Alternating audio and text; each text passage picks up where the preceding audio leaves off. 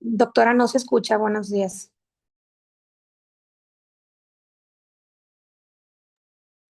Buen día, ¿ahí me escuchan? Sí. Muy bien. Sí, ahí se escucha bien. Buen día. El día de hoy vamos a ver el tema de asertividad y empatía, claves para el liderazgo escolar, como parte de las habilidades directivas para la colaboración y la vinculación con la comunidad escolar. Y esto pensando precisamente en todas las problemáticas que enfrenta un directivo. Yo considero que la función directiva es de las que mayor carga de responsabilidades tiene. Y no quiere decir, por supuesto, que las demás funciones no tengan responsabilidades, claro que no, sino que en el caso de los directores, todo, absolutamente todo lo que pasa en una institución, cualquier tipo de problemática que pase en una institución, pues recae, por supuesto, en el directivo. Entonces, por eso menciona aquí que liderar ante la incertidumbre y las situaciones complejas, y esto, por supuesto, va a depender mucho quizás del contexto, que en este caso el contexto determina las circunstancias, las caracterizadas por la incertidumbre, provocadas por el ser humano o la naturaleza, ya sea sismos, pandemias, conflictos que obligan al cambio y afectan el aprendizaje. Y entre muchas otras situaciones problemáticas que se pudieran presentar dentro de una escuela. Por eso se menciona o se pone aquí una imagen como de una especie de analogía que es la tormenta, que en este caso pudiera considerarse la ruptura del orden cotidiano, a que todo fluya de manera tranquila, de pronto pudiera pasar algo que ya corta precisamente esa rutina y a esa situación, pues esa sería como que la problemática. Ahora, cuando surge una problemática, pudiéramos tener diferentes tipos de reacciones. Llámese miedo, ansiedad, estrés, cualquier tipo de emoción. De hecho, yo digo que en una escuela se viven todo tipo de emociones, todas las que a ustedes se les puedan ocurrir, que como lo menciona aquí, el miedo, la frustración, la ansiedad, el estrés, pero también la alegría, la emoción, la diversión, todo tipo de emociones, excepto, al menos para mí, el aburrimiento. Y en el caso de una situación problemática, una situación que nos genera incertidumbre, pues el directivo como principal cabeza, por decirlo de alguna manera, de una institución educativa, tiene que actuar en instancia, pues de manera fría, protocolaria, precisamente para salvaguardar la integridad y asegurar la continuidad del aprendizaje. O sea, tiene que resolver la situación, implementar protocolos y dejar que pues sigan con fluyendo las clases o las actividades en los salones. Por supuesto, va a depender mucho del tipo de situación a la que se esté enfrentando. En este caso, como fase uno, tenemos la orientación, el poder de las emociones en la gestión. Y fíjense, les digo que el directivo tiene que ser como que frío de cierta manera, porque tiene que precisamente dejar de lado sus emociones o sus sentimientos para precisamente activar los protocolos. Ay, a ver, creo que ya no me vi. Los protocolos o en su defecto, las acciones necesarias para poder resolver la situación. Y es que aquí, una vez que tú identificas la situación o lo que está pasando que requiere de tu atención, pues hay que valorar qué es lo que está sucediendo, qué información valiosa se me está generando para poder determinar qué es lo que tengo que realizar. Por ejemplo, aquí se menciona el caso de Colima, es una situación que pudo no haber sucedido, pero es un ejemplo. Con respecto a la gestión en tiempos del COVID-19 o de pandemia. Dice aquí que una directora enfrenta el cierre de escuelas. Y para eso, pues, fue preciso reconocer emociones como el miedo, responsabilidad e incertidumbre pues esto permitió la adaptación a herramientas virtuales. Yo les puedo decir desde mi experiencia como directora, cuando precisamente ocurrió esta cuestión de la pandemia y que de un día para otro, porque realmente fue de un día para otro, fue muy, muy rápido, me tocó precisamente suspender las clases y hablar con los maestros y decirles, pues de momento no vamos a dar el servicio, no sé hasta cuándo se reactive. Asumí yo como directora que iba a ser algo similar al tiempo en el que estuvo el tema de la influenza por ahí del 2009, que también pues hubo incertidumbre y así, y sí se suspendieron clases, pero no fue como que un tiempo exageradamente largo, o sea, fue cuestión de algunas semanas quizás y continuamos con nuestras actividades con normalidad desde cierta perspectiva, porque pues sí empezó la vacunación y si utilizábamos cubreboca y ciertas medidas, pero no fue tan impactante como en tiempos de pandemia por COVID-19. O sea, yo de verdad creí que iba a ser cuestión de semanas y la realidad es que pasamos más de un año en volver a la normalidad. Yo creo que a lo mejor hasta más de 2 años, pero a retomar las clases presenciales sí fue más tardado, fue más impactante desde la perspectiva de que todos conocimos a alguien o a lo mejor a todos, incluso nos pudo haber dado COVID o perdimos a familiares o amigos. Entonces fue como más dramático, por decirlo de alguna manera, y sí, sí se viven todavía aún secuelas con respecto a este manejo de emociones. Pero en el caso de los directores, pues de cierta manera tienes que saber actuar y tienes que hacerte un poquito más frío para poder precisamente atender a esa necesidad em, de tu presencia. Y no hablo de presencia solo en el aspecto físico, sino que de tu presencia como líder, porque después de todo, un directivo es un líder de una institución educativa, claro, pero pues es también quien gestiona y quien tiene que estar pendiente de toda esta organización. Y bueno, desde ese lado, pues para los contextos que les fue posible, pudieron retomar sus actividades en línea y eso precisamente requirió de desarrollar habilidades digitales, de quizás utilizar tus propios insumos, porque así fue, utilizar nuestros dispositivos como nuestras computadoras, celulares, nuestro internet, pero pues después de todo eso nos permitió hasta cierto punto desde a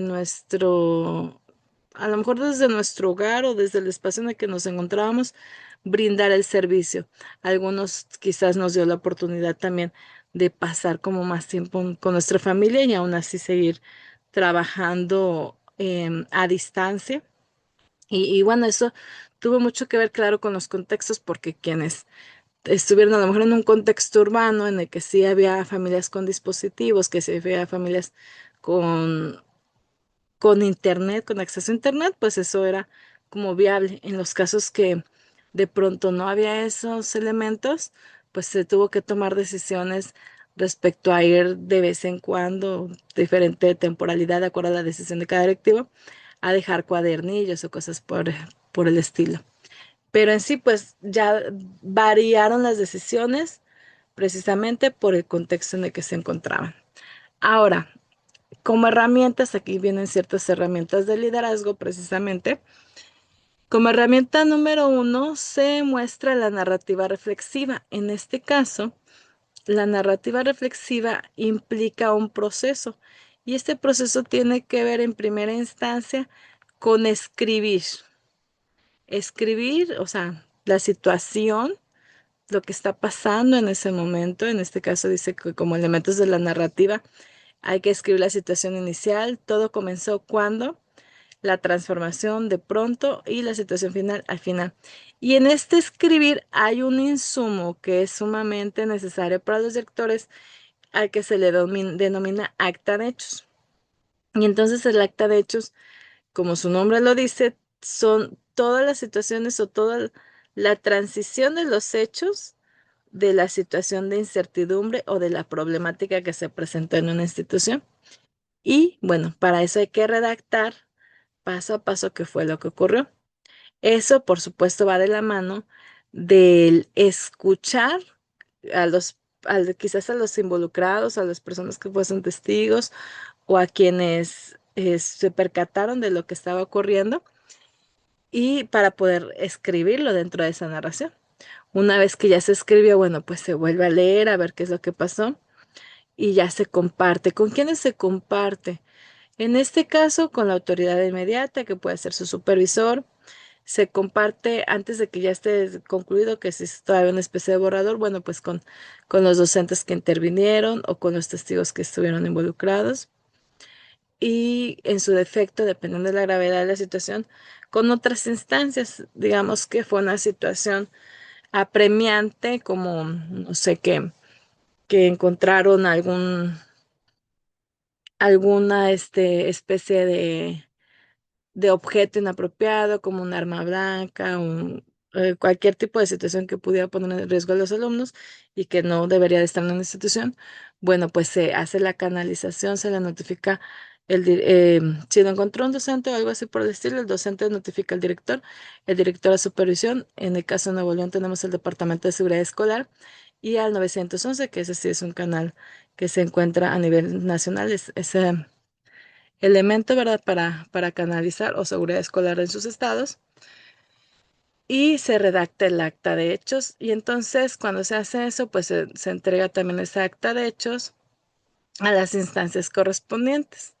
O, por ejemplo, alguna situación con algún alumno que derive en una canalización al Departamento de Educación Socioemocional. Ahí también pues se envía el acta de hechos a Educación Socioemocional o a Seguridad Escolar, a las instancias que se involucraron en esa situación, se les hace el envío de esta acta de hechos. Y esto, bueno, por supuesto, pues permite la reflexión, porque las cosas no se acaban cuando entregamos el acta de hechos, hay que darle seguimiento. Y no solo nosotros como directivos, nosotros, claro, tenemos que implementar acciones de acuerdo a nuestro protocolo. Por ejemplo, si es algo, no sé, que se involucraron varios alumnos, bueno, pues a lo mejor podemos armar un taller para los estudiantes para abordar ese tema de manera reflexiva y para poder evitar futuras, complicaciones.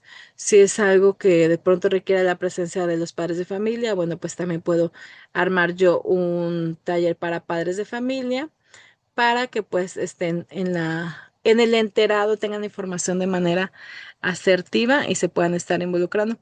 Y en el caso de reescribir, o sea, si de pronto sigue evolucionando la situación, bueno, pues yo puedo seguir armando un expediente con diferentes elementos que contribuyan precisamente a esa narración reflexiva a la que le denominamos acta de hechos.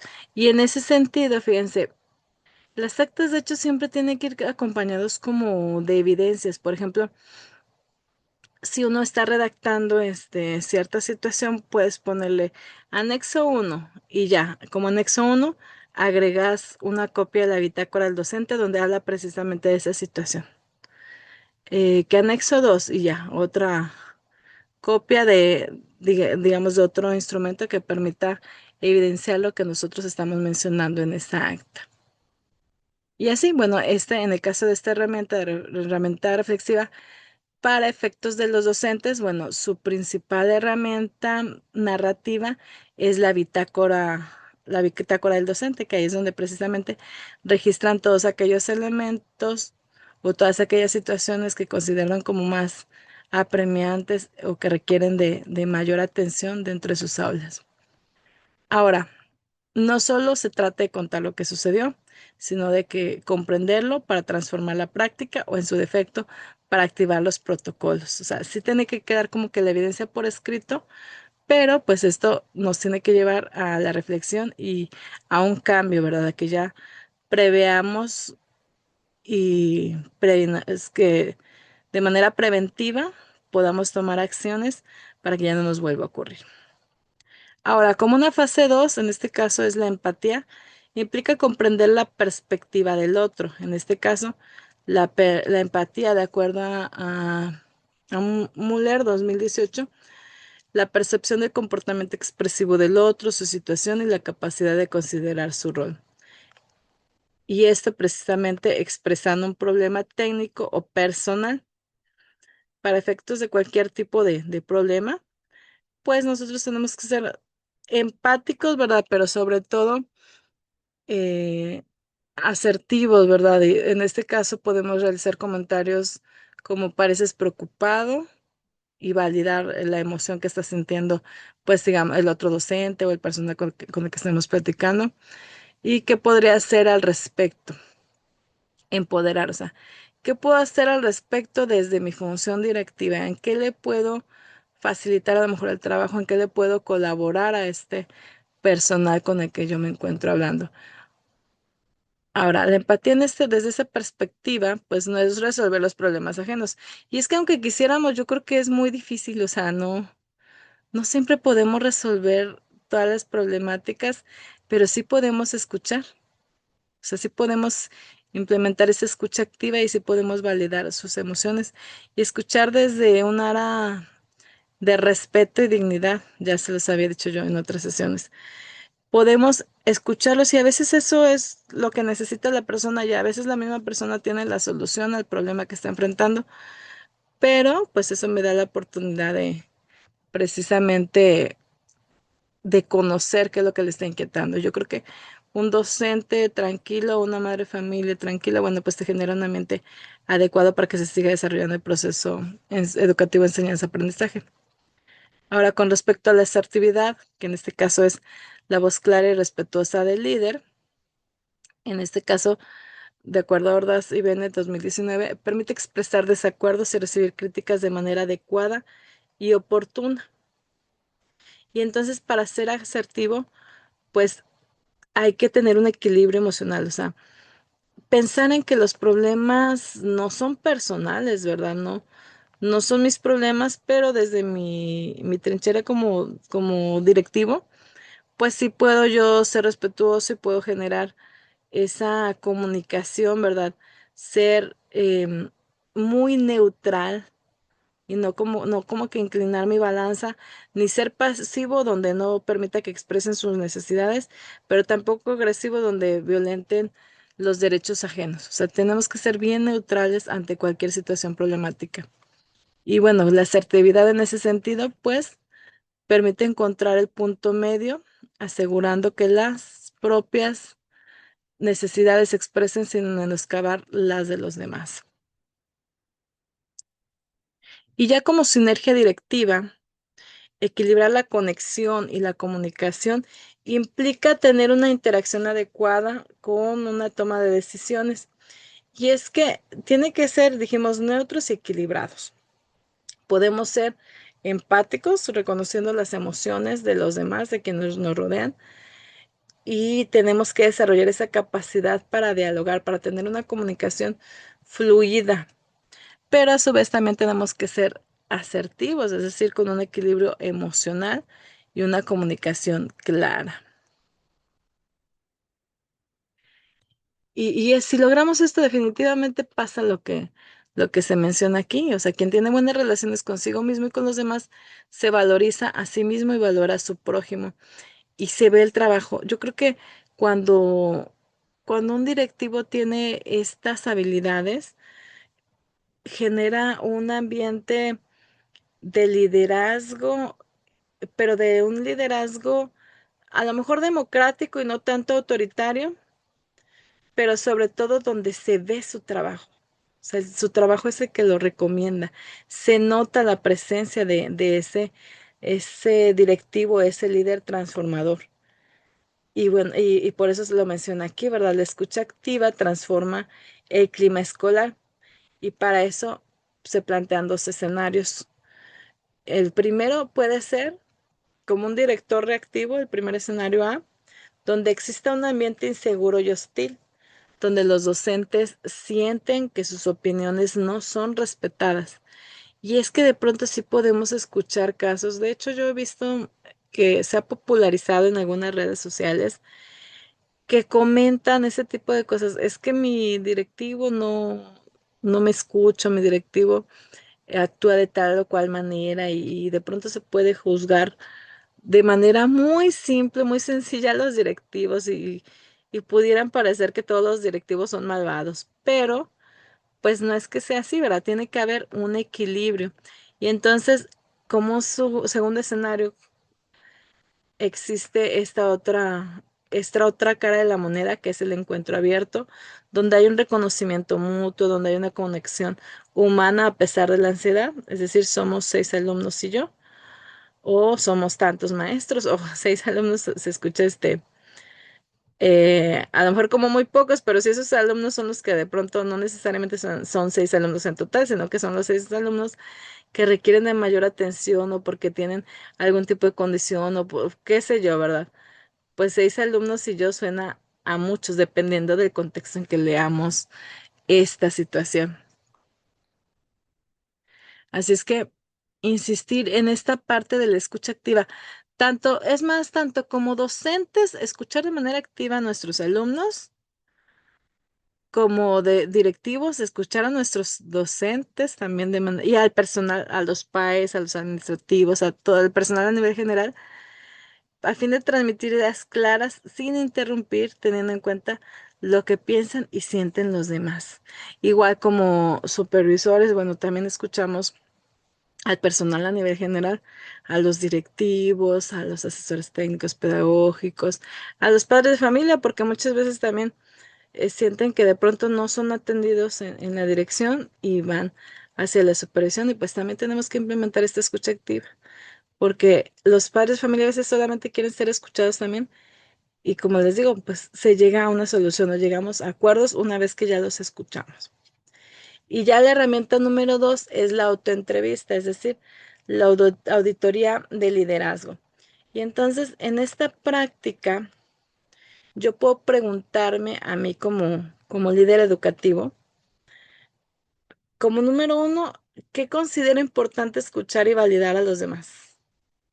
¿Por qué? ¿Por qué lo considero importante? Como número 2, ¿cómo llegué a ser de esta manera? Mis sesgos, o sea, si realmente soy un líder que escucha y comprende. Como número 3, ¿qué relación hay entre mi comunicación y la conducta de mi comunidad escolar? Se nota, o sea, se nota que de pronto cuando llego yo todos se callan o cuando llego yo seguimos en un ambiente de trabajo dinámico y pues llego y me involucro. O sea, me lo puedo preguntar como directivo, como supervisor.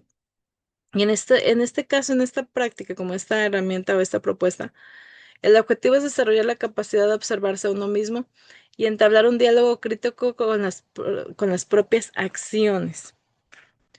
Ya como fase 3 de esta asertividad y empatía, tiene que ver con la reorientación, es decir, hacia una escuela participativa. Y entonces esta escuela participativa y democrática implica, por supuesto, la aplicación de valores democráticos y de convivencia. Implica, por supuesto, el respeto a la diversidad, porque al final de cuentas todos somos diferentes con habilidades y con características y con competencias distintas. Implica una inclusión en la toma de decisiones, un liderazgo democrático, una comunicación cercana y efectiva, darles la oportunidad de expresarse y yo implementar una escucha activa. Y si yo logro todo esto, pues por consecuencia voy a construir una comunidad que reconoce las diferencias y busca el bienestar común. Si todos estiramos hacia el mismo lado, pues por supuesto que vamos a lograr buenos resultados, ¿verdad? Porque todos estamos trabajando por un bien común. Ahora, con respecto al diagnóstico, es decir, las características de los ambientes favorables. Fíjense, yo puedo identificar estas características en en ese ejercicio de introspección, de autoevaluación y de evaluación de mi contexto, de lo que está sucediendo a mi alrededor. Y aquí, bueno, viene si está presente o si es deseable y todavía estoy trabajando para alcanzarlo. En primera instancia, primera característica dice expresar de manera clara las emociones propias. Y aquí los invito a que ustedes en este momento hagan esa introspección. Yo expreso de manera clara mis emociones. O sea, es evidente, por ejemplo, cuando yo me mortifica algo, es evidente cuando estoy cómodo con algo o cuando estoy molesto incluso. Si yo también de pronto reacciono de manera positiva ante necesidades ajenas, que es una característica también que debe de tener el directivo, esa positividad de que vamos a solucionar cualquier situación. El propiciar espacios para que otros expresen sus emociones, si está presente o estoy trabajando en ello, porque es una característica que todo líder debe de tener. El usar el diálogo como herramienta para la toma de decisiones, o sea, si doy esos espacios de diálogo. Y bueno, pues una vez nosotros haciendo esta reflexión, tenemos que identificar qué elementos ya logré alcanzar y en cuáles todavía tengo que estar trabajando, cuáles voy a fortalecer. Así es que viene aquí también, como una herramienta número 3, el organizador de tareas. En este caso, es del plan a la acción. Y este formato es una propuesta, por supuesto, que va de la mano del programa escolar de mejora continua. Para los directores, todas las acciones que implementan en sus escuelas tienen que estar argumentadas o plasmadas en este programa escolar de mejora continua. Y para eso, bueno, tuvo que haber realizado un diagnóstico para poder identificar los retos que se están presentando en las escuelas. Y una vez que ya reconocemos los retos, bueno, podemos determinar metas y objetivos, por supuesto, y ya con esas metas y objetivos, lo que yo quiero alcanzar. De hecho, yo lo he dicho que se arma como una especie de lista, así como carta Santa Claus, y como lo menciono como analogía, porque nosotros idealizamos la escuela en la que queremos trabajar como directivos, la escuela que deseo formar. Y entonces, hablando de todos los aspectos, de infraestructura, de mobiliario, de ambiente, de actividades, todo ese tipo de cosas, de aprendizajes también, que sea una escuela atractiva en todos los sentidos. Y ya una vez que yo idealizo eso, bueno, hago esa valoración, ese diagnóstico de mi escuela y puedo identificar qué sí se está alcanzando y qué de pronto hay que retomar el rumbo, cuáles son los retos que identifico, armo mis objetivos, mis metas y puedo estructurar así las actividades específicas, designar responsables, designar los recursos que puede o no que los tenga, pero a lo mejor los puedo gestionar, la temporalidad en la que vamos a estar trabajando para ello y el seguimiento. Y en este caso, los programas escolares de mejora continua pueden ser multianuales. Entonces, a lo mejor alcanzo a realizar algunas cosas este ciclo escolar y quizás algunas no alcancé, pero continúe con ese trabajo el siguiente escolar.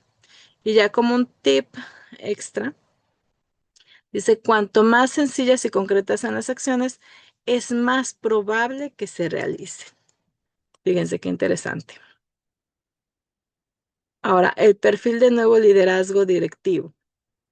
Todos ustedes que se están preparando precisamente para este liderazgo directivo, en primera instancia, implica como parte del perfil que seamos profesionales reflexivos, que analicemos las prácticas y el contexto, que veamos más allá de las aulas, que veamos el bosque completo y no solo algunos árboles, el bosque completo, todo lo que pasa y todas las necesidades de una escuela.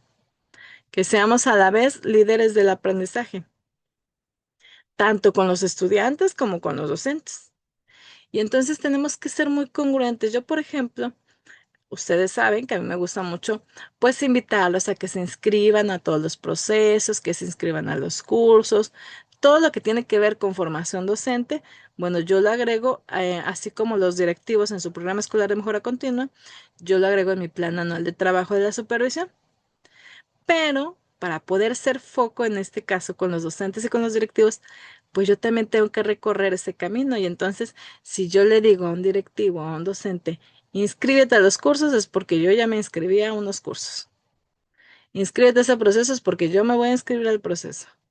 Entonces, eso, bien dicen que la indicación pues resulta, ¿verdad? Pero el ejemplo arrastra. Entonces, lo que yo hago, tiene que ser ese foco, o sea, por eso lo menciono así como foco, tiene que ser esa luz que impacte, pero que atraiga a los demás. Por eso tiene que ser un líder del aprendizaje. Además, tiene que ser un gestor emocional. Y yo digo aquí, yo utilizo una frase que me llama mucho la atención, que es que a mí no me gana la ternura, pero que no me gane la ternura no desde la parte de maldad, sino como un gestor emocional, como el manejar mis sentimientos o manejar mis emociones, porque la prioridad, ya lo hemos visto en otros temas, es el interés superior de la niñez. Y entonces, si de pronto hay alguna situación que implique nuestras acciones o que implique implementar protocolos, pues no nos pueden ganar el sentimiento ni las emociones. O sea, tenemos que sí o sí implementar el protocolo y tenemos que buscar la manera de atender y resolver la situación. Así es que, o simplemente, si de pronto pasa algún accidente en alguna escuela, que se cae algún niño y que sale sangre o ese tipo de cosas, pues no te puedes andar con miedos, ¿verdad? Porque hay que atender a ese niño, o sea, velar por su bienestar, que se encuentre bien, si no, sea o no algo grave, pues notificarle a la madre de familia y notificarle de manera tranquila, ¿verdad? Que pueda recibir la noticia y que pueda trasladarse a la institución en caso de que así lo requiera. O sea, no le voy a hablar de manera así como muy alarmante, porque por supuesto la voy a alarmar, la voy a lo mejor a impresionar y no le va a permitir reaccionar para trasladarse de manera tranquila a la escuela. O sea, la idea es que tengo yo que gestionar esas emociones y como docente y como directivo y como supervisor para poder resolver la situación. Por eso menciona como cuarta característica ser solucionador estratégico, es decir, eliminar las barreras o las problemáticas para dar paso a la mejora. Y entonces tiene que darse ese proceso de metamorfosis, que a mí me gusta esta palabra, cómo lo relaciona, esa metamorfosis de la autoridad administrativa, de ser solamente esa parte de administrativo de donde cumple solamente con la entrega de documentos a ser un líder transformador.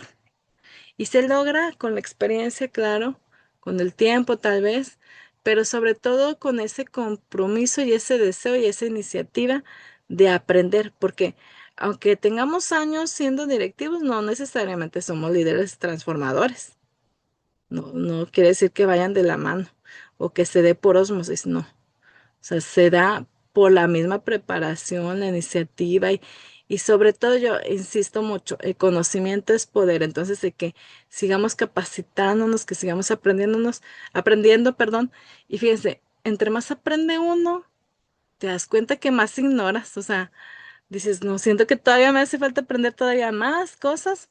Y bueno, precisamente ahí es donde radica esa transformación, no solo con el contexto, sino también a nivel general, con, como persona, como líder educativo. O sea, tiene que ser una congruencia de tu vida, de tu estilo de vida completo. O sea, que vivas de esa manera. Por ejemplo, yo me gusta mucho decirles a los directivos que se tiene que notar cuando tú estás en la escuela, cuando llegas a una escuela, o sea, de cambio, como sea, o desde el momento que llegas día a día, y tienes que dejar algo diferente o algo mejor. Y con ejemplos bien sencillos, que desde casa puede ocurrir. Y les voy a poner un ejemplo bien simple. Si de pronto hay una escoba, un objeto tirado en tu casa, y pasas ahí por encima y no lo recoges, bueno, no estás transformando tu contexto inmediato, que pudiera ser algo bien simple.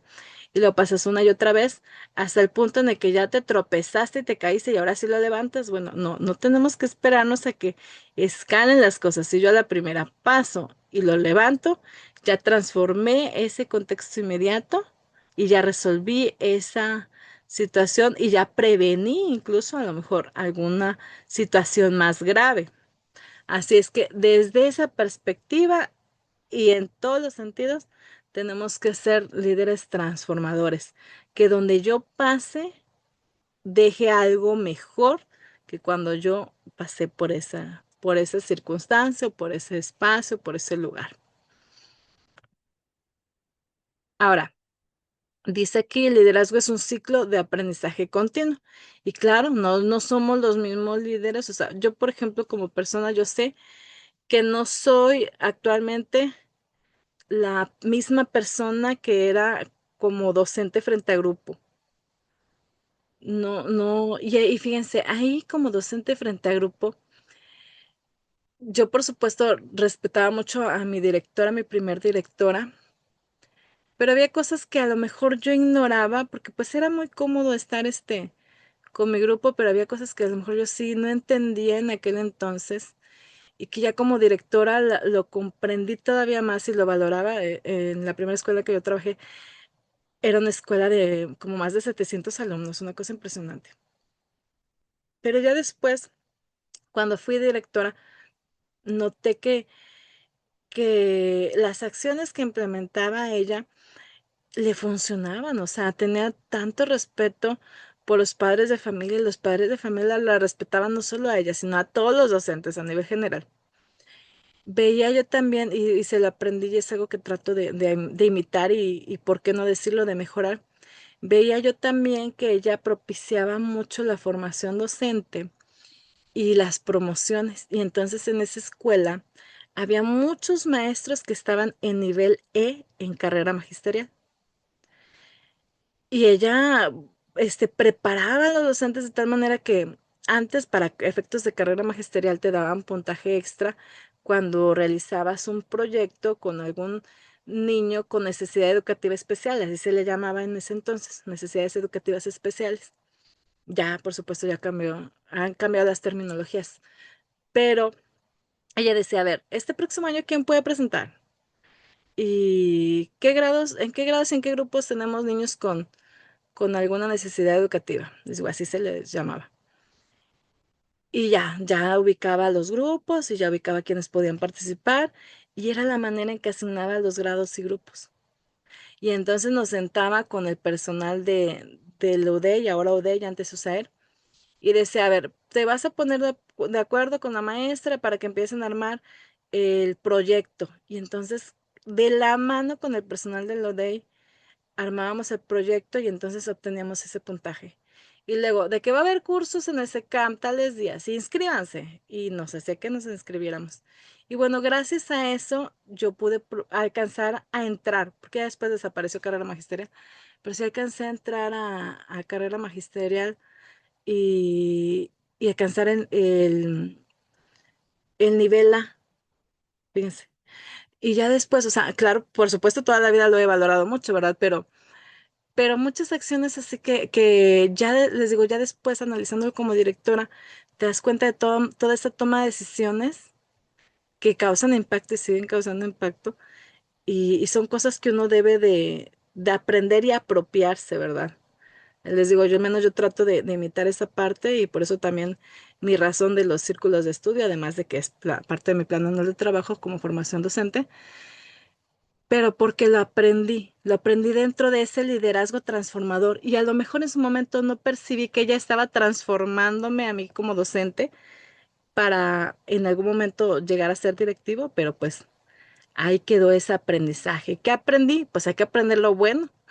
Había otros elementos que a lo mejor, este, para mí no son tan viables, ¿verdad? Pero en su momento, pues eran viables porque las circunstancias, el contexto y todo, pues se podía. Ahorita a lo mejor hay cosas que quizás ya no, pero pues hay que aprender lo bueno. ¿Qué obstáculos podemos enfrentar? Pues que a lo mejor yo tengo toda la buena intención de hacer muchas actividades y que no siempre, los maestros tienen el deseo de realizar esas actividades que yo tengo deseo de que realicemos juntos.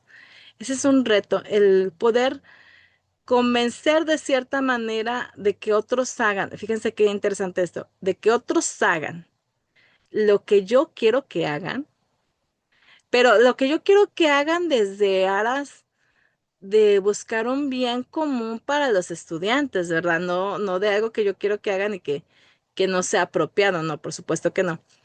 Eso es un reto tremendo y es parte del liderazgo, o sea, el venderles la idea, pero en aras de una motivación, de que, y lo puedo mencionar también como analogía, en este caso, en estos círculos de estudio, o sea, que los demás quieran sacrificar su tiempo en fin de semana, como lo son el caso de todos ustedes, pero por un bien común, quizás, porque a lo mejor es un beneficio y es un ganar-ganar, o sea, que quienes exponen los temas y quienes de pronto estamos de espectadores, es un ganar-ganar. Entonces hay una motivación y entonces está muy interesante esa dinámica donde todos nos unimos por un bien común y ya se arman pues comunidades de aprendizaje, ¿verdad? Como es este caso.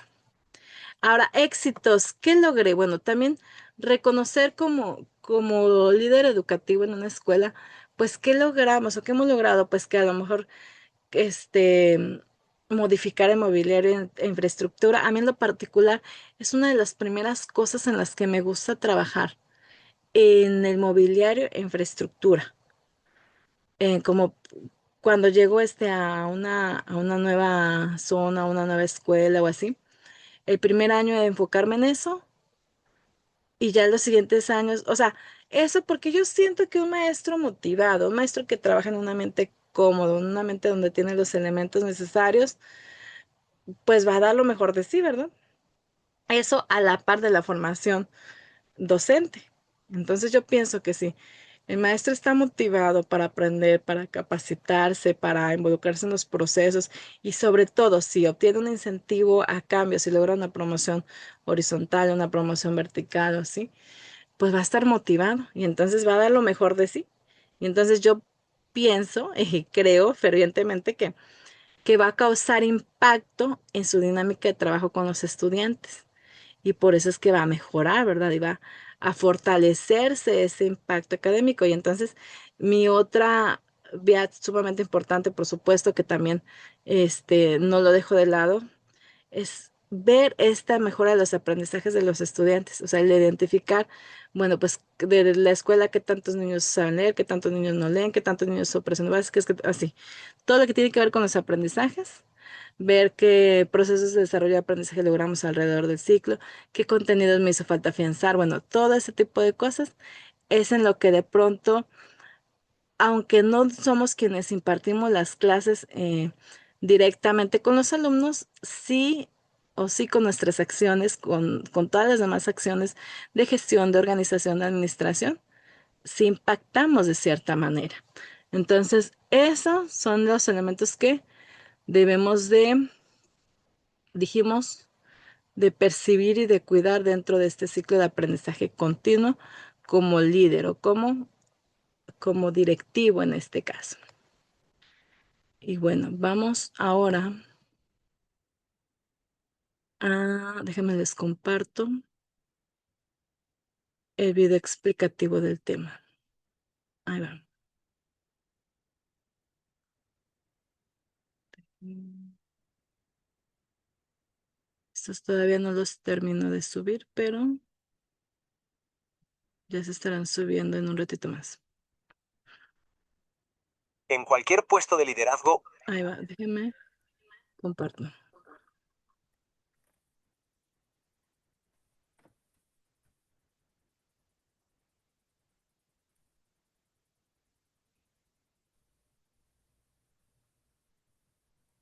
Ahí se ve y se escucha. Por favor.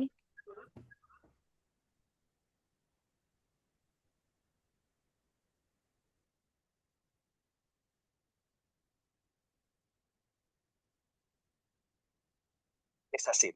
Hoy vamos a analizar una guía que nos ofrece una brújula para navegarlo, la asertividad y la empatía. Y veremos cómo estas dos palabras no son solo, bueno, palabras bonitas, sino herramientas clave para convertir una crisis en una oportunidad de verdad. Y esa es la gran pregunta, ¿no? Cuando lo inesperado golpea y todo lo que dábamos por sentado se viene abajo, ¿qué hace falta para guiar a un equipo? Y no solo para sobrevivir, sino para salir de ella más fuerte. Pensemos en una crisis real, como fue la pandemia. De un día para otro todo se detiene. De repente los pasillos de un centro, o bueno, las videollamadas, se llenan de una tensión que casi se puede tocar. Ese desorden se convierte en el día a día y es el primer campo de batalla para cualquier líder. Y en medio de toda esa tensión las emociones empiezan a salir y casi siempre siguen un patrón.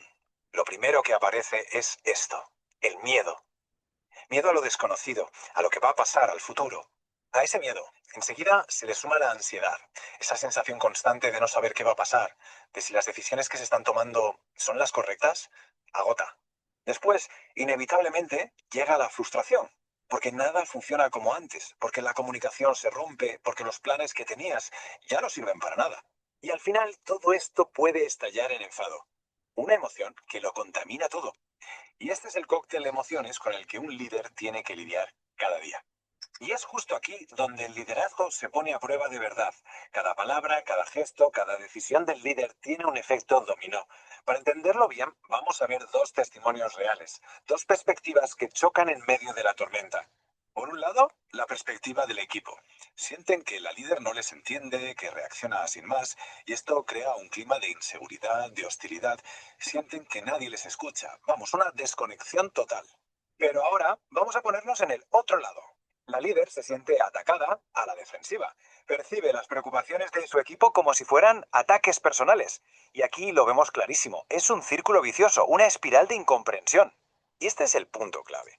La verdadera crisis no es solo el problema externo, la pandemia o lo que sea. Es esta ruptura interna, esta grieta en la comunicación y en la confianza. La pregunta del millón es, ¿cómo se arregla esto? Pues bien, la guía nos ofrece una brújula con dos puntos cardinales que son fundamentales, la empatía y la asertividad. Y ojo, porque no se trata de elegir una o la otra. La clave está en dominarlas las dos y mantener el equilibrio. Primero, la empatía, que es básicamente la habilidad de leer el mapa emocional de la gente que te rodea. Pero, muy importante, ser empático no significa dar la razón a todo el mundo. Significa entender por qué sienten lo que sienten, aunque no lo compartas. Y luego tenemos la asertividad. Esta es la habilidad para comunicar, para decir lo que piensas, lo que necesitas, cuáles son tus límites, pero de forma clara, directa y sobre todo respetuosa, sin atacar a nadie, pero sin dejar que te pasen por encima. Si las juntamos, vemos perfectamente cómo funcionan. La empatía te permite entender las emociones, tanto las tuyas como las de los demás. Y la asertividad te da la calma y las herramientas para comunicar lo que piensas y sientes con claridad y con respeto. Son las dos caras de la misma moneda, pura inteligencia emocional en acción. Vale, todo esto suena muy bien, pero ¿cómo se desarrollan estas habilidades en mitad de una crisis, con toda la presión? Pues la guía propone un método muy práctico, un proceso de reflexión activa y consciente. El método es un ciclo de 4 pasos. Muy sencillo. Primero, escribes o grabas cómo viviste la crisis. Segundo, lo lees o lo escuchas, pero como si fueras un espectador, intentando tomar distancia. Tercero, reflexionas, analizas lo que hiciste, lo que pensaste, lo que sentiste. Y por último, reescribes esa historia, pero esta vez con todo lo que has aprendido. Este ciclo es lo que convierte una mala experiencia en aprendizaje real. Y que quede claro, el objetivo no es solo escribir un diario para desahogarse, es un método para transformar el caos de una experiencia vivida en sabiduría práctica, en conocimiento útil que puedes aplicar la próxima vez que algo así suceda. Es que este proceso te obliga a hacerte preguntas difíciles, preguntas de las que importan, como esta. La clave no es buscar culpables, sino encontrar oportunidades para mejorar. ¿Cómo puedo cambiar yo para escuchar mejor, para comprender mejor, para validar a los demás? Esta pregunta lo cambia todo. Y este viaje de reflexión, cuando se combina con la práctica diaria de la empatía y la asertividad, no solo cambia al líder, tiene el poder de transformar por completo a la organización entera. Al final, lo que se consigue es un líder que no solo gestiona problemas, sino que inspira. Alguien que crea una cultura de aprendizaje, que afronta las dificultades de cara, que comparte el liderazgo y que, por encima de todo, se preocupa por el bienestar emocional de su gente. Y esta es la gran lección. Una crisis, si se gestiona con empatía y asertividad, se convierte en una oportunidad. Una oportunidad para reforzar lazos, para mejorar la forma de trabajar y para construir una comunidad mucho más fuerte y unida que antes. Esta cita de la guía lo resume todo a la perfección. Al final, no se trata de tener siempre la razón o todas las respuestas, sino de construir una comunidad que se respete y que busque el bien de todos.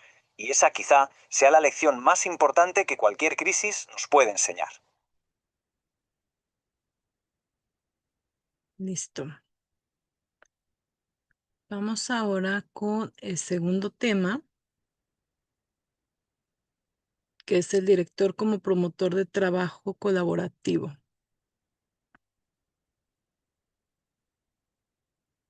Ahí va.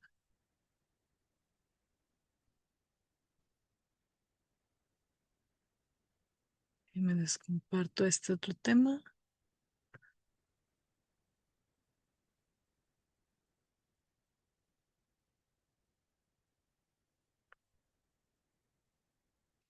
Fíjense, todos estos temas, de hecho, esos tres temas del video ya hablan precisamente de esas habilidades directivas, los tres. Entonces, con respecto al trabajo colaborativo,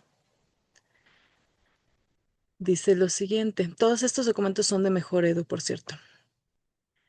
En este caso, sabemos que la complejidad no se resuelve en solitario. Fíjense qué interesante. Y es que de pronto la función directiva y la función del supervisor pueden ser muy solitarias si uno así lo desea o si de pronto te, no que te acostumbres, sino que uno suele ser como aprensivo.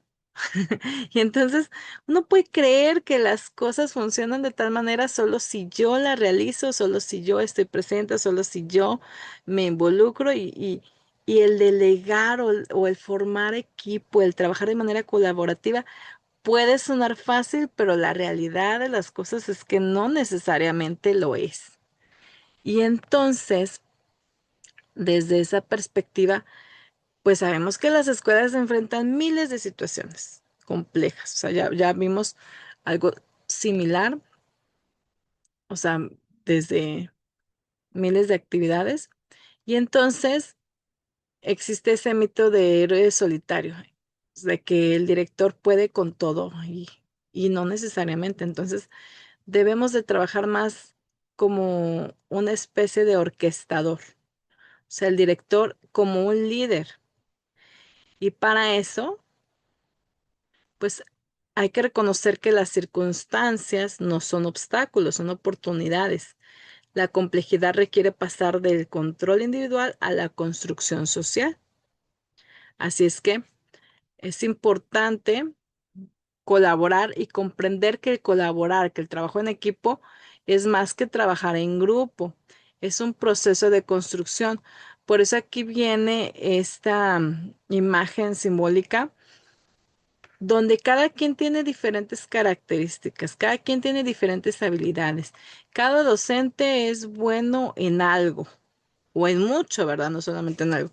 Y para eso, si yo potencializo todas esas habilidades, si yo reconozco qué es lo que hace fuerte a cada individuo, a cada compañero del personal, no solo hablando de los docentes, sino a nivel general, puedo sumar todos esos esfuerzos individuales, todas esas habilidades individuales y lograr ahora sí esta colaboración, que definitivamente pues el resultado tiene un valor superior a la suma de sus partes. Y fíjense aquí, lo muestra como figuras geométricas, o sea, la suma del todo pues claro que nos va a dar mejores resultados.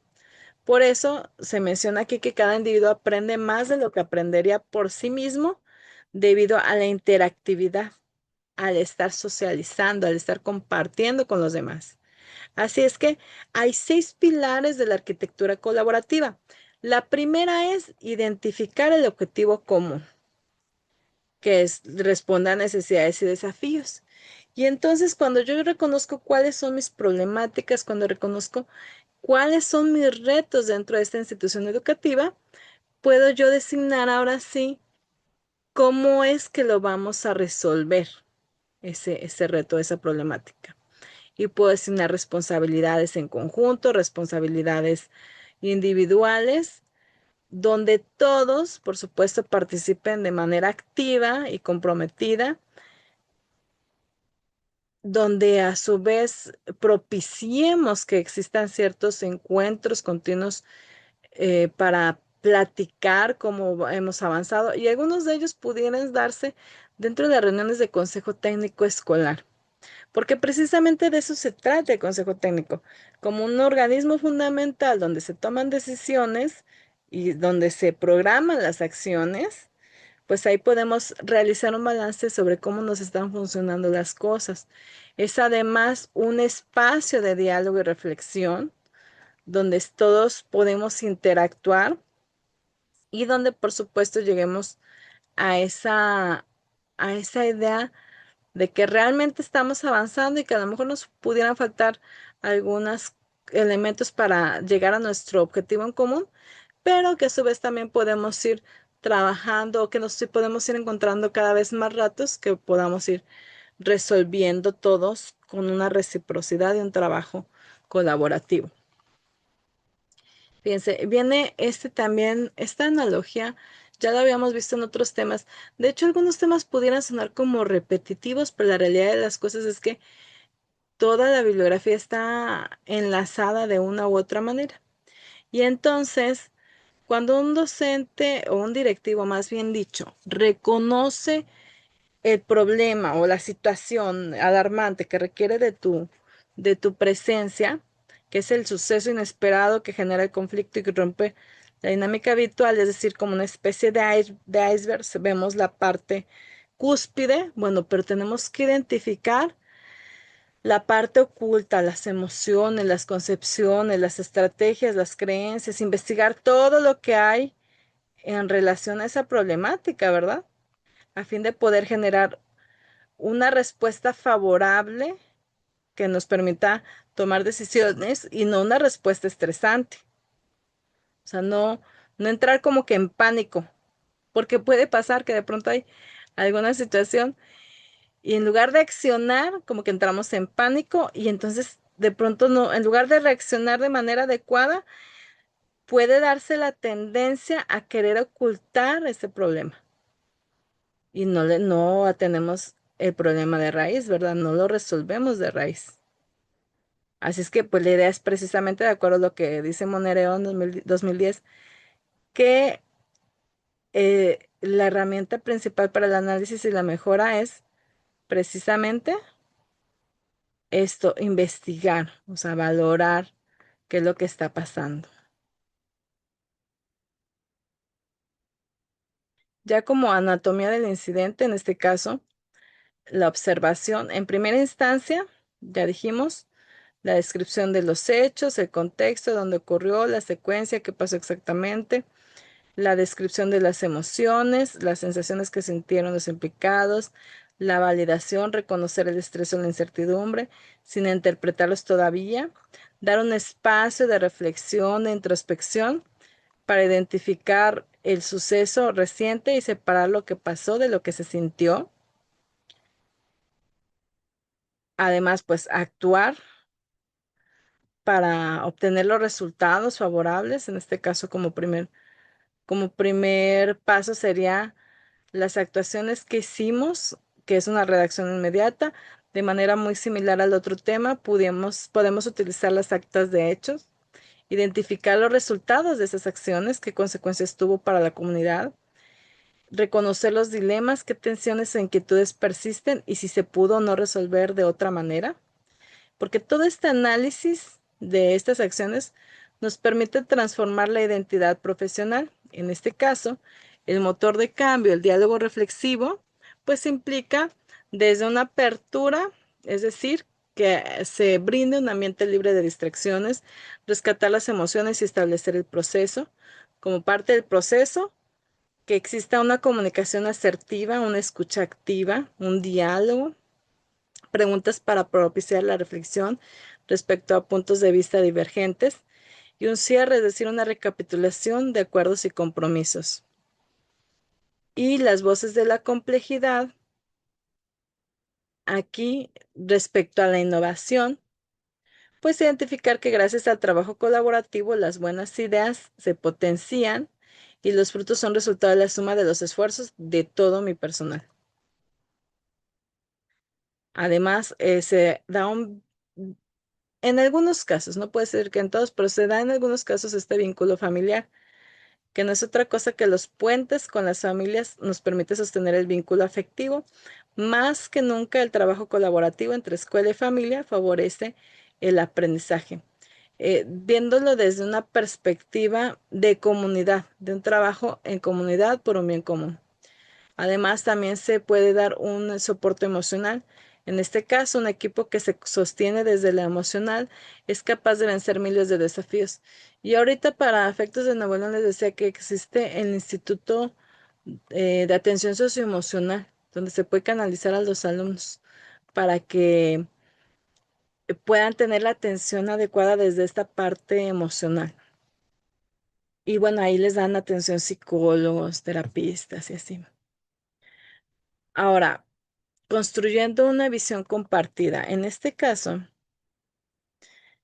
sabemos que tenemos un espacio compartido que es el de la escuela. Y entonces, dentro de las reuniones de consejo o en los espacios que se pudieran dar, hay que identificar las problemáticas juntos, tomar las decisiones juntos, de manera, asertiva, con una comunicación asertiva, establecer vínculos de confianza y aprender a soltar. Sobre todo eso, como director, tienes que aprender a soltar, a delegar al interior del colectivo, asumir claro cada quien su compromiso, es decir, con una visión sobre lo que afecta o beneficia a la escuela.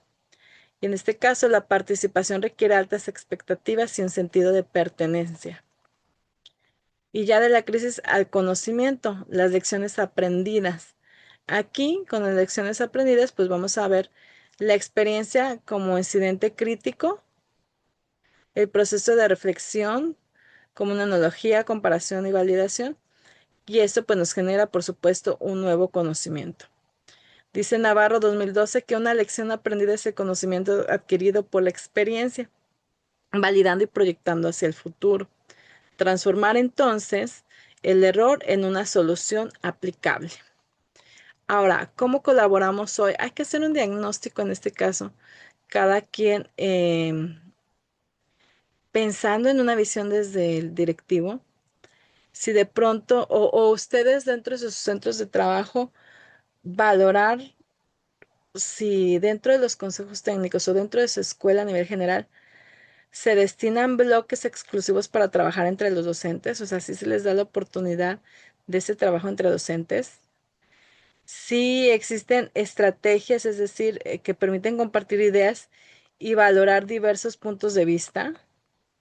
Si en la cultura del error se estimula la toma de riesgos y el error como aprendizaje, o todos te juzgan porque, porque ocurrió un error. O sea, que la cultura del error sea con fin de mejorar, ¿verdad? Como un paso más para llegar al objetivo que se está esperando. Si las metas compartidas, es decir, el propósito va más allá de la labor individual, si todos nos involucramos o solamente hay uno o dos personas que realizan todas las actividades. Y bueno, este espacio de introspección, hay que evaluar pues todos estos ejes, ¿verdad? Dentro de sus escuelas. Y ya casi para finalizar este tema, el repertorio de estrategias para el cambio, fíjense. Aquí hay tres ejes, en este caso la responsabilidad compartida y la estrategia que se recomienda para este eje es delegar roles rotativos en proyectos. Porque a veces como que hay docentes que siempre se les da la misma tipo de meta o acción. No, la idea es que existan roles rotativos, donde, por ejemplo, siempre, bueno, y es que a lo mejor hay cosas que siempre es así porque funciona, pero pues no quiere decir que los demás no puedan realizar ciertas actividades. Aquí vale la pena que todos se rolen las responsabilidades para que todos vayan aprendiendo, por supuesto, porque ¿qué va a pasar cuando la persona que siempre realiza cierto rol no esté? Por eso la idea es que se deleguen estos roles y que sean rotativos. El diálogo pedagógico como estrategia se recomienda las sesiones de reflexión curricular post clase o, por ejemplo, dentro de las sesiones de consejo técnico. Los encuentros frecuentes, es decir, la estrategia se consideran bloques de tiempo protegidos en el calendario escolar. En este caso, el objetivo es diseñar, practicar y modelar estrategias que se vuelvan una cultura. Y aquí se propone una ruta de colaboración. En este caso, como primer paso, reconocer un reto basado en el diagnóstico o en el programa escolar de mejora continua. El segundo paso es seleccionar las acciones concretas, realizables y estrategias. Y pues las acciones personales también cuentan, o sea, tanto personales como colaborativas. Como tercer paso, programar los tiempos, es decir, la fecha límite y valoraciones periódicas. Y como último paso, realizar un balance para saber si realmente nos está funcionando o en su caso, ajustar el rumbo, tomar decisiones para fortalecer o redireccionar. Ahora, la evolución continua del liderazgo. En este caso, la colaboración es la llave de la resiliencia educativa. Así es que para poder valorar si nos está funcionando la acción que estamos implementando, pues hay que identificar como experiencia qué aprendí. Hay que preguntarse desde la capacidad qué habilidades utilicé. Reconocer los obstáculos, es decir, qué retos enfrenté y los logros que fue significativo. Todo esto, ya dijimos, tiene que ver con el liderazgo colaborativo. Ahora les voy a mostrar también el video explicativo de este tema. Ahí va.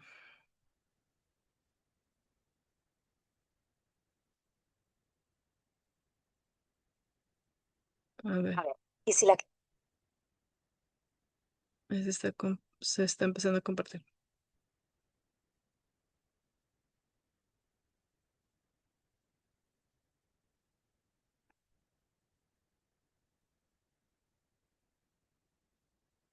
clave para formar a los líderes del mañana no estuviera en los manuales de siempre, sino en los problemas reales del día a día, hoy vamos a analizar un modelo que le da la vuelta a esto y que pone precisamente sus desafíos en el centro de todo el aprendizaje. Bueno, para empezar es importante que entendamos qué es lo que está en juego aquí, ¿no? Esta cita lo deja clarísimo. La responsabilidad que tiene la dirección de un colegio es, vamos, inmensa. Es que no es solo una cuestión de administrar, va mucho más allá. Se trata de garantizar un derecho fundamental, que es que todo el alumnado aprenda. Y es que el papel de un director, es de una complejidad tremenda. Se necesita tener un abanico de habilidades enorme y además esa capacidad constante para hacer malabares con 1000 cosas a la vez. Pensemos en todos los sombreros que se tiene que poner. Por un lado es gestor administrativo, por otro líder de la organización. También coordina la pedagogía, crea cultura de centro, es el enlace con la comunidad y ojo, que en muchos casos además de todo eso, también da clase. Claro, y llega la pandemia y todo esto se dispara. El escenario que deja pues magnifica estos desafíos a lo bestia. De repente se vio clarísimo que hacía falta un nuevo enfoque para formar a los líderes educativos. Y dos cosas se volvieron absolutamente cruciales: la colaboración y la salud emocional de toda la comunidad. Muy bien, pues, ¿cuál es la solución a todo esto? Vamos a meternos de lleno en la propuesta que hicieron desde Mejoredu en México. La llamaron intervención formativa. A ver, ¿qué es esto exactamente? Pues en el fondo, la idea es sencilla pero potente. Se trata de un conjunto de acciones que conectan la teoría con la práctica real. Pero lo más importante es que se hace a través del diálogo, de la reflexión, del trabajo en equipo. O sea, nada que ver con la típica formación de yo hablo, el resto escucha. Y aquí está la clave de todo, la estructura. El primer componente es, quizá, el más revolucionario: la problematización de la práctica. ¿Qué significa esto? Pues que en lugar de empezar con un montón de teoría, se empieza por los problemas, por los desafíos reales que la dirección del centro tiene en su día a día. Se parte de la realidad. Entonces, ¿cómo se lleva todo esto a la práctica? ¿Cómo funciona? Pues el corazón de todo el proceso es un taller pedagógico. Y ojo, que no hablamos de un cursillo de una tarde, son 60 horas. 60 horas que se dedican a este proceso. La idea no es dar una charla rápida, sino conseguir un aprendizaje de verdad, profundo, y que luego, claro, se pueda aplicar de forma práctica y que dure en el tiempo. Este aprendizaje se organiza en 3 fases. Es como un viaje. Primero, reconocer la práctica, o sea, pararse a pensar, a ver, ¿qué estoy haciendo realmente? Después, explorar. Aquí la pregunta es, vale, ¿y por qué lo hago así? ¿Qué sentido tiene? Y por último, resignificar. ¿Qué es el paso a la acción? ¿Qué puedo cambiar para mejorar? Y aquí viene algo que es súper interesante. Todo el taller gira en torno a 2 grandes áreas: asertividad y empatía por un lado, y trabajo colaborativo por otro. Es decir, se pone el foco en las llamadas habilidades blandas, que en el fondo son las más difíciles y las más importantes. Son la base para construir ese nuevo tipo de liderazgo. Claro, porque de nada sirve todo esto si al final se queda en un aula. El objetivo es que el aprendizaje salga del taller y provoque un cambio real y duradero en la escuela. Y para conseguirlo, esto no se plantea como un evento aislado, es un ciclo completo. Hay un antes, con una buena planificación para fijar los objetivos. Hay un durante, con apoyo constante y diálogo mientras se aplica lo aprendido. Y por supuesto, hay un después, con seguimiento y feedback para que las nuevas prácticas se asienten y se sigan mejorando. Aunque este modelo concreto venga del sistema educativo mexicano, hay que pensar en las lecciones que nos deja, que son universales. Sus principios son un modelo potentísimo para desarrollar el liderazgo en cualquier sector, no solo en la educación. Entonces, ¿con qué nos quedamos? Pues con varias ideas clave. Que la formación de verdad funciona cuando parte de problemas reales. Que el liderazgo se apoya en la empatía y en saber comunicarse. Que colaborar es una habilidad que se entrena. Y sobre todo, que el crecimiento profesional de verdad es un proceso, no un evento de un día. Apoyar las habilidades socioemocionales de quienes lideran es fortalecer a todo el equipo, a toda la comunidad. Y todo esto nos lleva a una última pregunta para reflexionar. ¿Qué pasaría si cualquier líder, da igual el sector, en lugar de llegar con todas las respuestas, empezara por entender de verdad los problemas de su equipo? Quizás el liderazgo más potente empieza justo ahí, en la humildad para escuchar y en la valentía para solucionar las cosas juntos.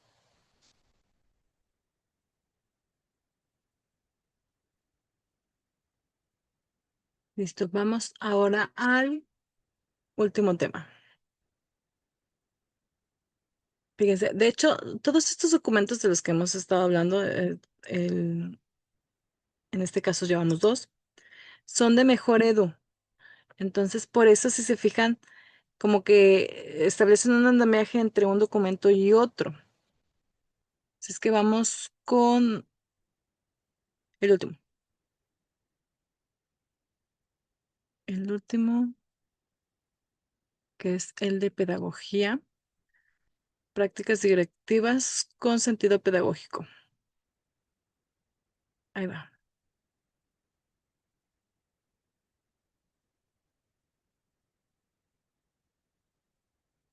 Y en este caso, estos documentos de Mejor Edu se dieron por tiempos de pandemia, por eso de pronto sacan a colación ese tema.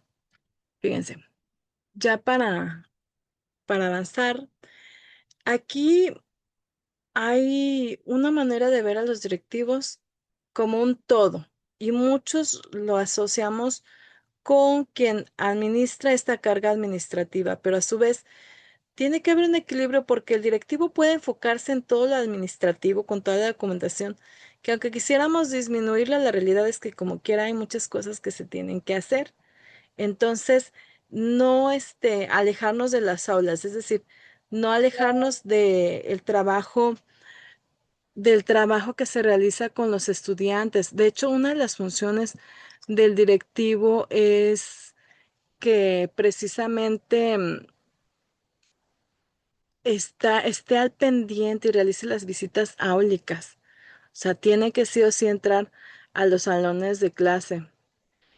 Y bueno, desde ese lado, es importante reconocer que la carga de trabajo nos está acabando en algunos casos, pero aunque se dice que no nos da chance de atención, que es lo que de pronto mencionaba este director, es un caso, aquí se mencionan ejemplos.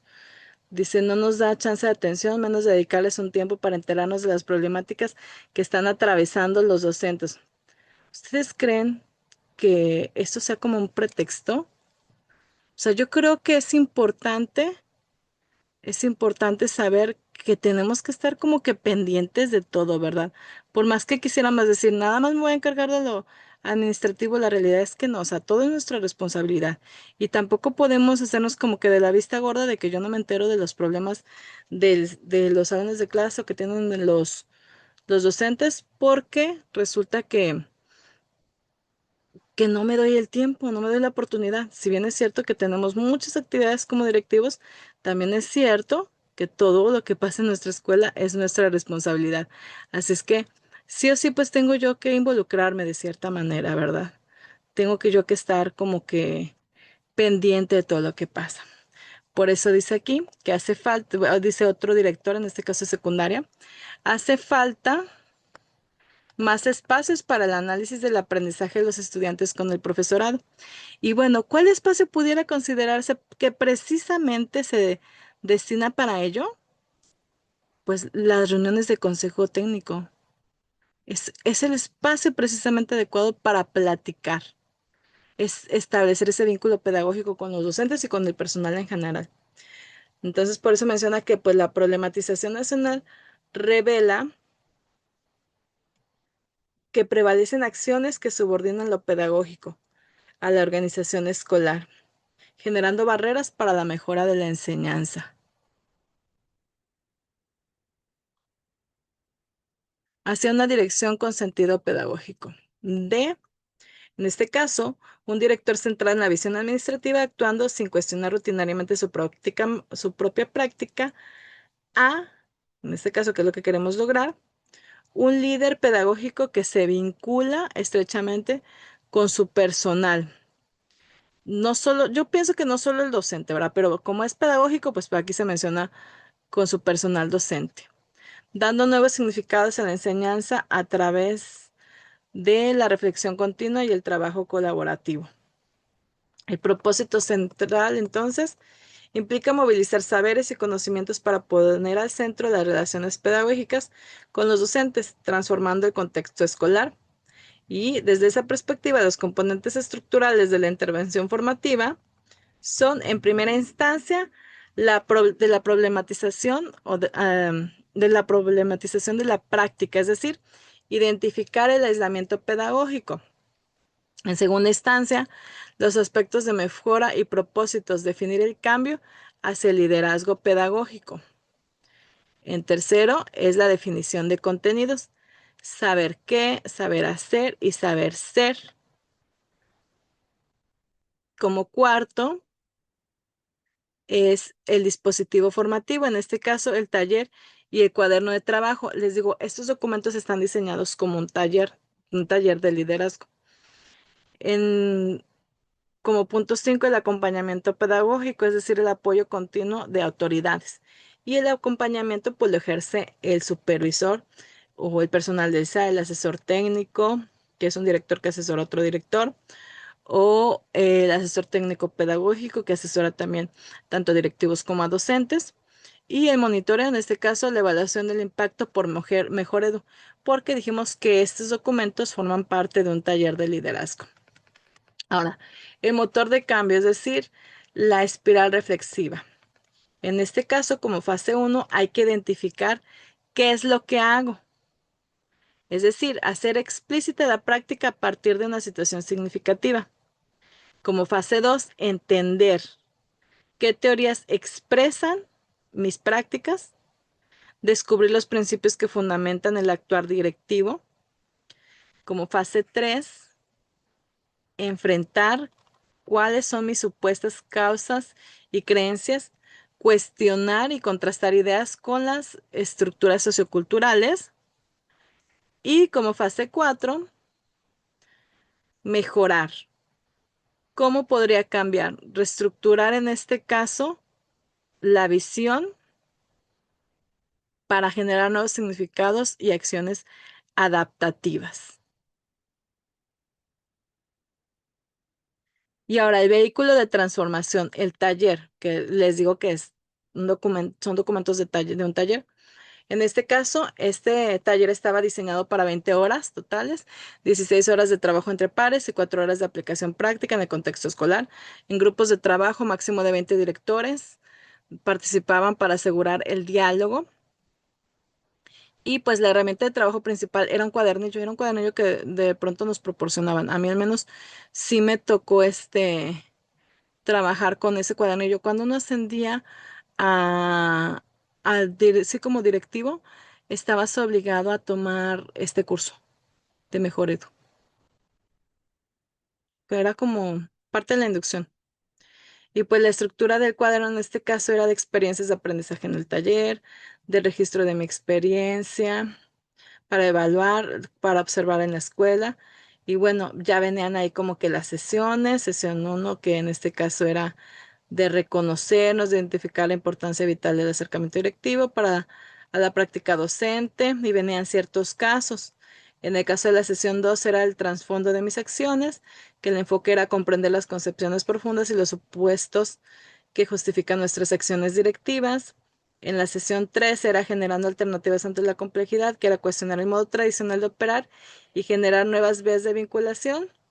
Y la sesión 4, que era cambiar para mejorar, esa es la cuestión, que el enfoque era resignificar la práctica y establecer un plan de acción concreto para el contexto escolar. Se fijan, todo esto era un taller porque iban de la mano los tres documentos que son de los que hemos estado hablando del día de hoy. Y entonces aquí, pues, había reflexiones individuales y pues todo un trabajo en un cuadernillo. En este caso, a ver, permítame.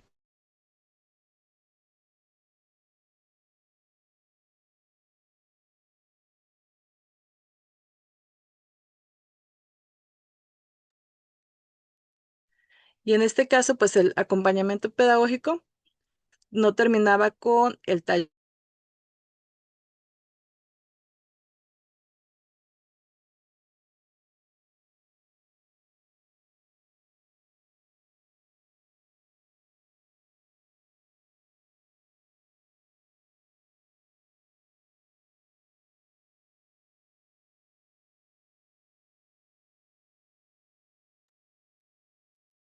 Y bueno, el acompañamiento les decía que no terminaba con el taller porque el acompañamiento te lo da en toda tu trayectoria como directivo, el personal del SAE, el supervisor, el apoyo técnico pedagógico y el asesor técnico.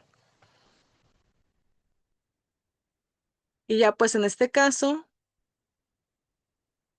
aquí había la estructura, ¿verdad? La ruta logística para la implementación estatal, que les digo, sí se implementaron estos talleres, que era antes, que con las 35 horas, durante y después, que era con la recepción de evidencias, y el monitoreo nacional para la mejora continua. De hecho, nos inscribíamos en Mejor Edu.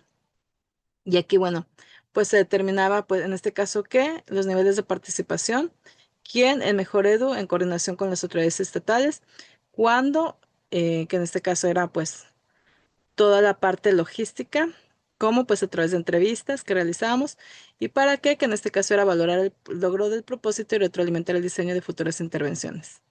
Ahora, el director como ancla pedagógica del sistema educativo.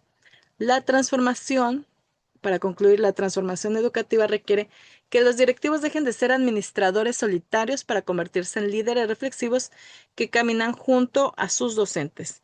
Revalorizar el sentido pedagógico en la dirección es construir el punto definitivo hacia el aprendizaje de nuestros estudiantes. Y bueno, con eso cerramos este tema. Nada más les voy a mostrar por aquí el video explicativo. Ahí se está. A ver, ¿qué es lo que hace que un líder... Déjenme comparto.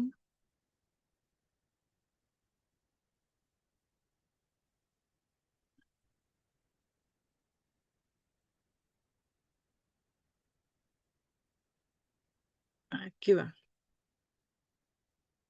A ver, ¿qué es lo que hace que un líder escolar sea, bueno, genial? ¿Es alguien que gestiona los recursos a la perfección o es la persona que de verdad inspira y mejora lo que pasa en las aulas?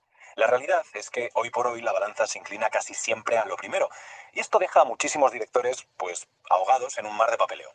Bueno, pues vamos a analizar una propuesta que busca darle la vuelta a todo esto, pero de verdad.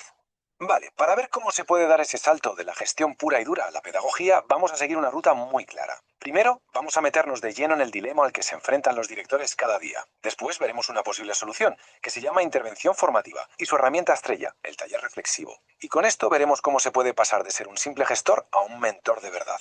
Y lo más importante de todo, claro, porque este cambio es absolutamente crucial para el futuro de los centros educativos.